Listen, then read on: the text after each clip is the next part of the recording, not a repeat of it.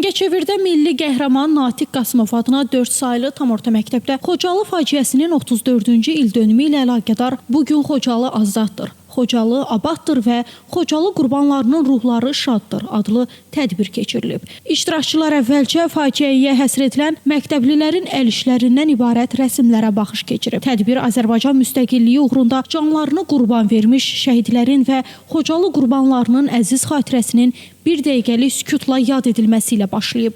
Daha sonra dövlət himni səsləndirilib. Məktəbin direktoru Zaur Museyibov çıxış edərək Xocalı qətliamından 34 il ötdüyünü xatırladı. Bildirilib ki, bu qətliam təkcə Azərbaycan xalqına deyil, bütün insanlığa, bəşəriyyətə qarşı yönəlmiş ən ağır cinayətlərdən biridir. Xocalı faciəsinə həsr olunmuş ədəbi bədii kompozisiyada şagirdlər vətənə, doğma torpağı olan sədaqət və məhəbbət duyğularını şeirlər, səhnəciklər vasitəsilə nümayiş etdiriblər. Tədbirdə məktəbin şagird və müəllim kollektivi ilə yanaşı şəhid ailələri, Mingəçevir şəhər icra hakimiyyətinin nümayəndələri də iştirak edib.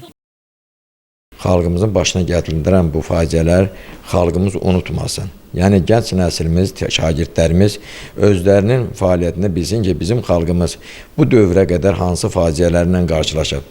Həmin faciələrdən biri də bizim başımıza gətirilən Xocalı faciəsidir. Bir məsələni də deyim ki, məktəbimizin adını daşıyan Natiq Qasımov da Xocalıda ermənilərə qarşı rəşadətlə döyüşmüşdü və 5 gün tək başına onlara qarşı mübarizə aparmışdı.